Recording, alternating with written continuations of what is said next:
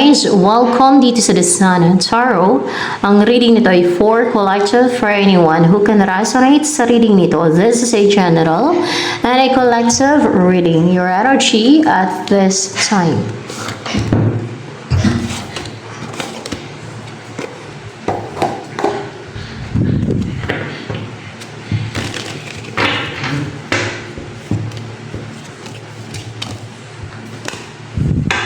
The Star, you're positive or inspired, either dyan. And, or both, no? Ano yan? Inspired and positive. Both. Hindi. You are positive lang. Ganon. Positive. Positive. You are positive. And, ano pang energy mo? Four of Swords. Naka-recover yung isipan mo sa mga nakaka-stress na iniisip mo, sa mga nagbibigay ng problema sa iyo. Pwedeng sa problema, sa situation na parang naging unstable ka, no? Lalo na mentally na parang hindi ka naging komportable or stable or secured. You feel unstable, unsecured, safe, unsafe pala sa mundong to. Parang ganun na parang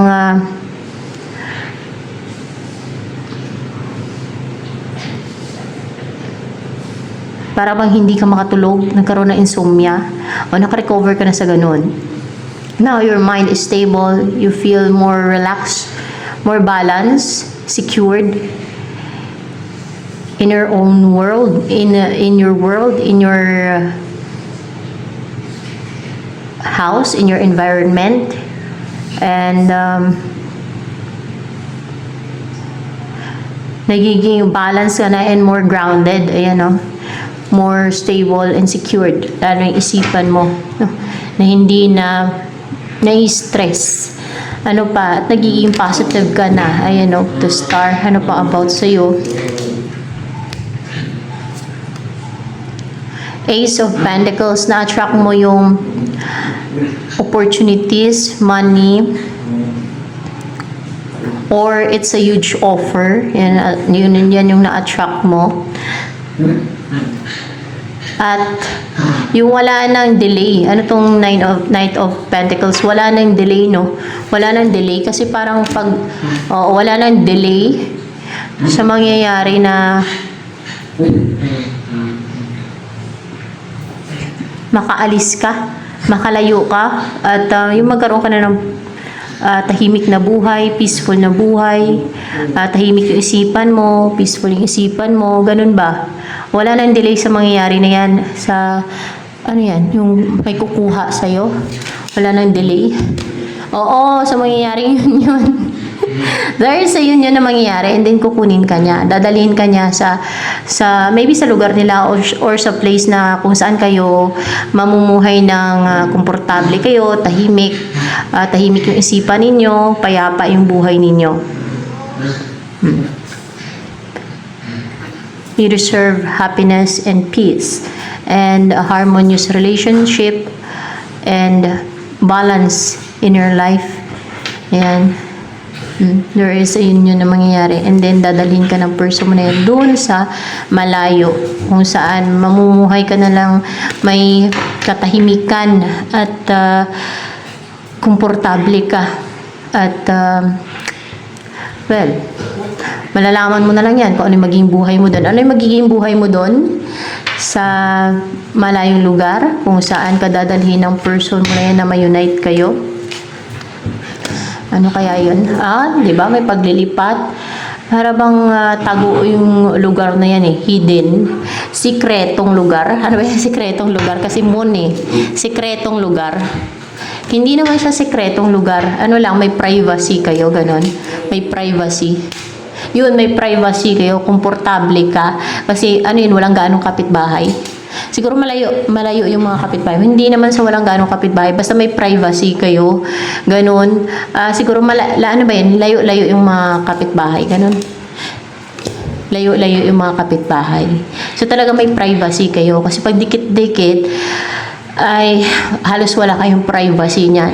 Lalo na kung yung kapitbahay ninyo ay may something, no, may saltik, yung buhay ninyo, yung galaw ninyo, bantayan nila. Lalo kung matamad yan at buhay buhay ng kapitbahay nilang bantayan nila, no? Ganyan ang mga hindi matino ang pag-iisip.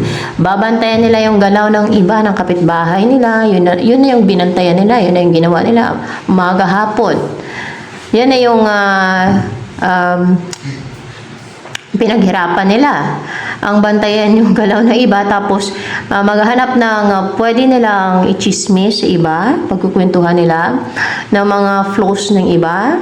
Babantayan nila yung mga galaw mo, galaw ng kapitbahay nila, kasi may mga saltik nga eh. Kung matino hindi yan mag-focus sa buhay ng iba, sa buhay ng kapitbahay nila. Ang focus niya sa sarili niyang buhay, pagpa-improve niya ng sarili niyang finances, sarili niyang buhay, pamilya niya, intindi niya, hindi yung buhay ng ibang binabantayan niya, hindi yung kilos, yung galaw ng iba na gusto niyang kontrolin. Oh. May tililing yung mga ganung tao na gusto niyang bantayan ng bantayan yung buhay ng iba, ng kapitbahay niya. May something yun. Hindi matino yung utak nun. Baka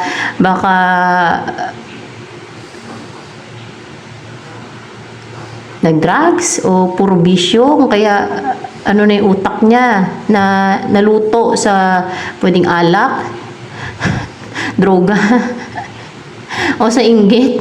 Sa pera, nakakabali yung masyado kang inggitira o inggitiro. Nakakabaliw yan kasi bakit may stress yung utak nila. Nakakaisip ng mga wala namang kakwenta-kwenta. Inggit. Oh. Nafo-frustrate yan sila sa inggit, sa insecurities. Kaya mas maganda talaga yung layo-layo, no? Para may privacy talaga kayo. Lalo kung madami kang kapitbahay at iba-iba kasi yung tao iba-iba yung ugali, iba baka may saltik o ikaw na lang bantayan nila yung galaw mo, yung kilos mo, kung tamad pa magtrabaho, tamad sila maghanap buhay, kung ano yung meron ka gusto nilang kunin sa iyo, gusto nilang alam mo yung gagawa ng scheme, deceit, mga ganon para lang maruwen yung buhay mo kasi ikaw meron ka dahil nagsisikap ka, sila tamad magtrabaho, tamad magsikap at parang walang hiya pa ng gusto ang kinin ko anong meron ka o maybe tingin nila responsable o responsibilidad mo sila ganon ang tingin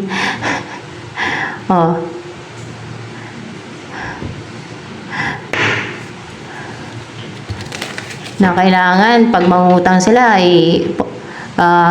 pautangin mo kasi para bang iniisip nila responsibilidad mo silang pautangin o tulungan.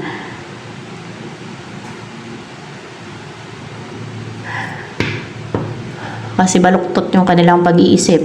Kaya mas maganda talaga yung yung layo-layo, no? Meron kasi mga taong balasubas. Walang respeto sa boundary ng iba. Lalo kung may mga bisyo yan. May mga addiction lang to talaga yung utak ng mga ganon. Kaya mas maganda talaga yung may privacy. Yan. Nalayo-layo ang kapitbahay. May kapitbahay naman daw pero layo-layo ang mga bahay. Yan, may privacy talaga kayo. Para ba sa probinsya? Pero ngayon sa probinsya halos dikit-dikit na din yung mga bahay doon sa amin. Pero dati, layo-layo Hindi mo makita yung bahay ng iba. Kasi may mga puno nga kasi. Layo-layo talaga may privacy ka. Walang nagmamanman sa'yo sa mga ginagawa mo.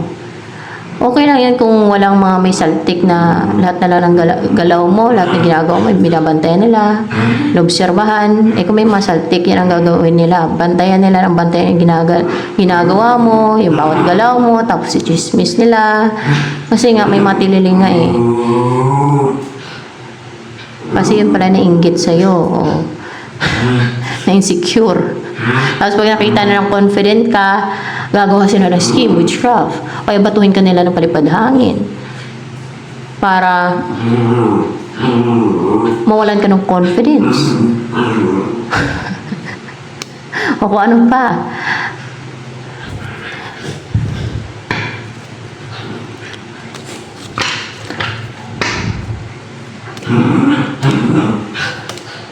Malalaman yung taong hindi matino kasi sa buhay nila pabaya. Buhay ng iba yung intindi nila. Yun ang binabantayan na yung buhay ng iba. Hindi yung sariling buhay nila ang inintindi nila. Hindi yung gawaing bahay. Halos tamad magtrabaho pagdating sa bahay nila. Halos tamad maggawa ng gawain sa bahay nila o trabaho nila. Ang ginagawa nila, bantay ng bantay, sa kapitbahay nila, obserbahan nila, tapos mag-isip ng scheme, deceit, o nagagawin nila sa iba, kasi gusto nilang kontrolin, ay may ting-tuling na talaga yan. Hindi na talaga matino pag-utak niyan, bagay niyan pa-check up na sa mental. Mental hospital. May mga ganyan dito sa amin. Kasi may mga, basta, kaya ako nasabi yan. Ano ang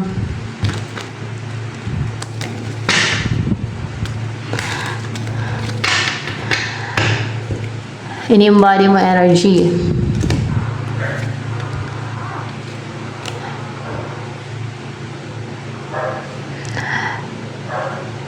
Your mind is sharp and clear. You're spiritual. May alam ka sa gospel, may alam ka sa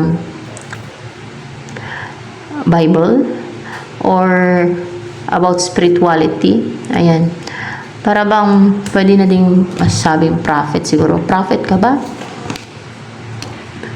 Pwede. Parang palang upright ba yan?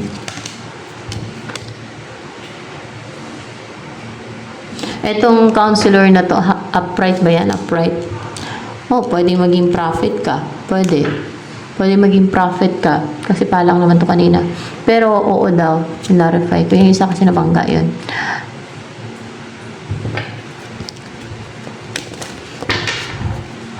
Prophet. Pwede maging prophet, no, kung gustuhin mo. So, ano pa? Ang about sa'yo. Counselor. O, magaling ka magsalita oh. Magaling ka mag-advise, mag-guide with heart, with emotion, with love. Pag nag-guide ka, pag nag-advise ka, pag nag-counseling, you're a counselor. Pwede din. Ano pa ang magiging buhay mo doon sa lilipatan mong place, sa pagdadalhan sa iyo ng person na yun na magkakaroon ng union sa inyo? Ano maging buhay mo doon? Okay? Meron kang bubuksan. O maybe kayong dalawa, meron kayong bubuksan na path. Maybe it's a path or a journey na magkasama kayong dalawa. Ano pa? Ang maging buhay ninyong dalawa, nitong person na to na magkaroon ng union sa inyo na dadalhin ka niya sa malayo. Letter. Palagi kanyang bibigyan ng letter. Ganon. Clarify ko. Palagi kanyang bibigyan ng letter. Hindi. Palagi kanyang susulatan ng letter. Palagi kanyang susulatan ng letter. Yun ang magiging buhay ninyo. Ano yun? Pa-surprise? Na iiwan niya sa yung letter pag umaalis siya, ganon. Ganon. Pa-surprise daw. Na pag umaalis siya, may letter siyang iiwan sa'yo. Pag may pupuntahan. Parang ganon ba? Ganon siya. Tapos, o kaya may flower pati and letter, ganon. O may flower and letter. Ay, napaka-sweet naman niya.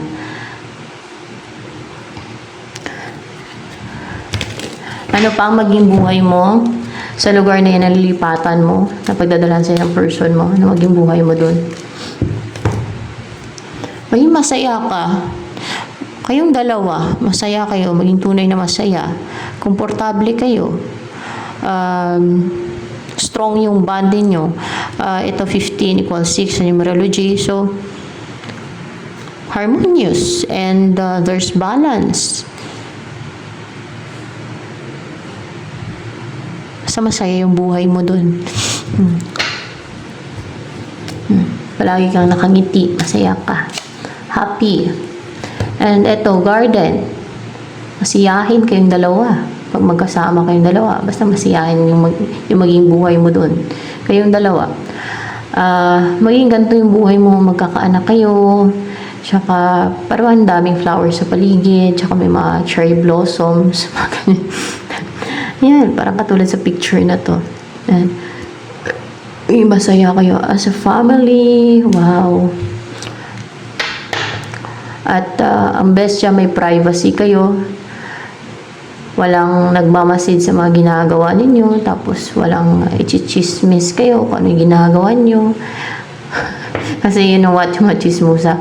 Gagawa kayo ng kwento niyan, no? May makita lang sa inyo, pwede nilang ichismis sa iba. Kunwari ay yung mapagmahal ka sa hayop. Kunwari lang, example lang yan na kinakausap mo yung aso at pusa o yung hayop. Kukwento na sa iba, baliw na si ganito ganyan kasi kinakausap niya yung aso at pusa. Baliw na. Pero ang totoo sila yung siraulo kasi sige sila ka drugs. Yung mga buhay nila hindi nila maintindi. Puro sila bisyo, puro sila sugal, puro alak. Yan, bisyo yung alak na yung sugal. Puro sila addictions. Yung buhay nila ay toxic. Oh. Ang taong mapagmahal sa hayop at kinakausap ang hayop, hindi yun baliw. Ibig sabihin, empathetic yung tao na yun. They know how to put themselves in the shoes of their pets, of animals. Mahabagin, mahawain, mapagmahal.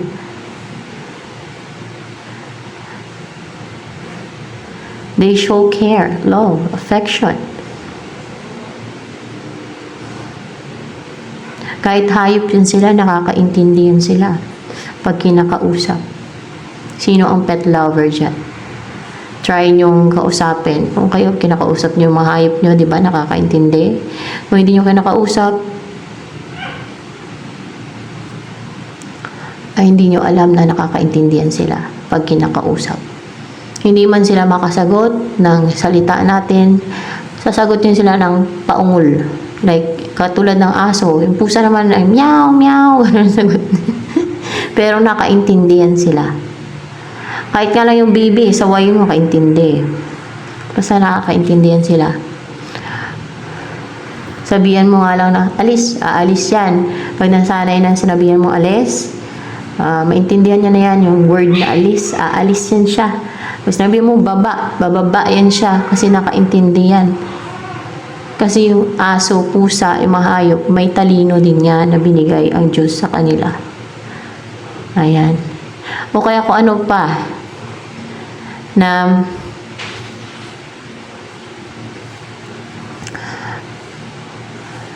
pwede nilang i-create na kwento sa'yo.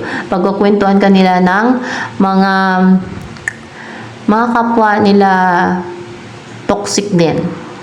Ang effect lang nun sa'yo, kung mahina yung aura mo, masa-psychic attack ka pag ginagasip ka nila. Kasi, alam mo yung toxicities nila, evil eye nila, yung emotional toxicities, their negative emotions towards you, yun ang naka-apekto. Yun ang nakapang-psychic attack. Yun lang. At pag binabantayan nila yung galaw mo kasi puno ng inggit, yun din, makapang inflict din ng evil eye o makapag-send din ng evil eye sa'yo.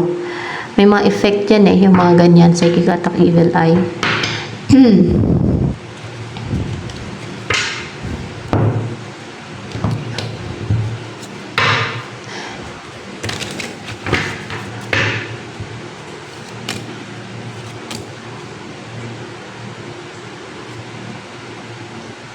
Ano ang next na mangyari sa buhay mo niyan? Upright ba itong judgment? In reverse. Ano itong judgment in reverse dyan na mangyari sa buhay mo?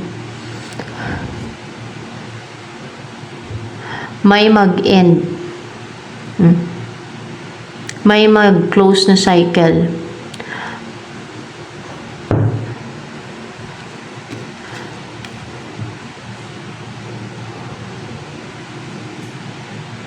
Judgment in reverse. Ano yung mag-end? Yung naging clouded yung judgment mo? Hindi. Yung naging clouded yung isipan mo? Yung naging clouded yung isipan mo. Yun ang mag-i-end. Yun ang matatapos. Yung naging clouded yung isipan mo. Yung pinaklouded na yung isipan mo. Yun ang matatapos. Yun ang mag-end. Ano pa ang next na mangyayari? Suswertihin ka na. Or maybe with the wheel here na card, mag-umpisa na swertihin ka sa buhay o mag-umpisa na yung destiny mo. Yung kapalaran mo. Yung nakatadhana para sa'yo. Mag-umpisa na magkaroon ng expansion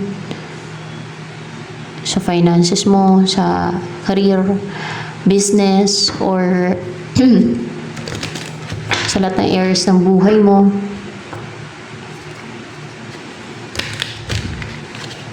Ano yung wish mo mag-grant? The Chariot in reverse. Ano to? The Chariot in reverse na yan. Yung hindi na makapag-take na action, hindi makapang-atake ang ang mga foolish na tao. See? Ang mga foolish na tao na atake sa ng mga spiritual. Alam niyo naman kung ano yung mga spiritual, di ba? Mga foolish yan sila. Mga crook pa. Malamang. Mga crook pa yung mayan. At mga hindi makontento sa buhay nila. Kaya ikaw yung inaatake nila. Kasi kung anong meron ka, gusto nila angkinin. Hindi. Dahil naiinggit sila sa'yo. Dahil naiinggit sila sa'yo kasi nakikita ka nila as this, no? Bilang empress na parang ng lahat na nasa'yo. Hindi kasi sila marunong makontento sa kung ano sila eh. Kung anong meron sila. Naiinggit sila. Tama ba yung rason nila? Hindi tama yun. Ano kaya ang next na mangyayari sa'yo? Queen of Cups. Ikaw to. Yung Queen of Cups dyan. Yeah. Ikaw to. Maging napaka-courageous mo. Kasi color blue eh. Maging napaka-courageous mo. Kasi color blue yung suot dito. And then,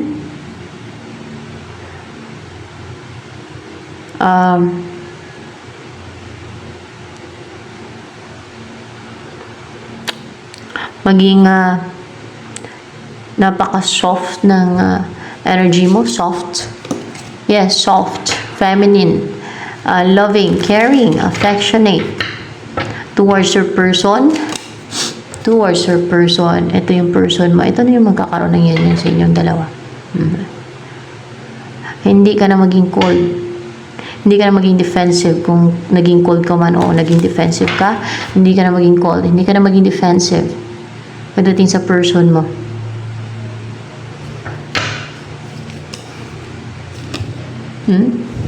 Magtatagumpay na magkaroon na ng beginning sa inyo. Yeah. Magtatagumpay na magkakaroon na ng new beginning sa inyong dalawa. Pero clarify before of cups. Kasi possible na pareho kayong dalawa na malungkot.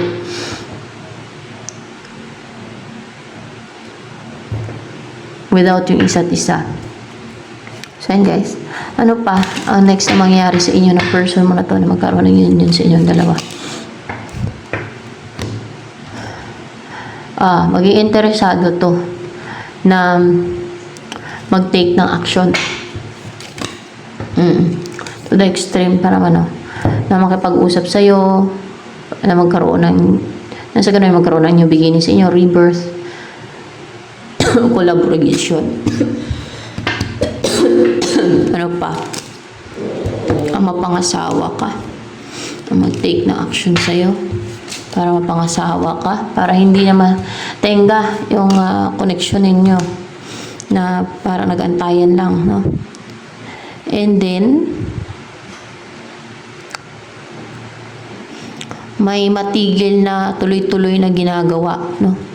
Ano yun? Yung ginagawa ng mga evil na mga tao, spiritual. No.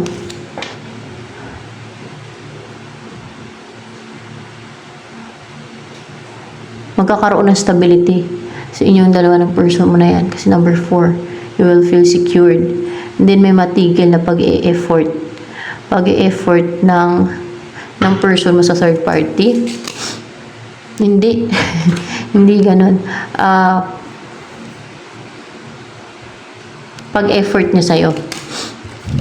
Yung pag-effort niya sa'yo, matigil na yun kasi magkakaroon na ng stability sa inyo. Hindi niya na kailangan mag-effort pa na yung suyuin ka, gano'n. Kasi syempre, pag nagsama na kayong dalawa, hindi niya na kailangan suyuin ka na, yung alam yung parang naniligaw, gano'n. Kasi syempre, kung magkasama na kayong dalawa, maging masaya na kayo together,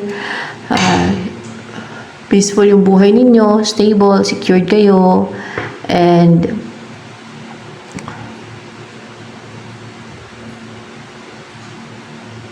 wala ng hardships. Para bang wala ng hardships sa inyong connection na parang hindi na mahirap, no? Hindi na pahirapan. Hindi na pahirapan, no? Hindi na pahirapan. Hindi na pahirapan. So, ayan, kasi magkakaroon na ng stability sa inyong dalawa. So, ito na lamang guys for collective reading.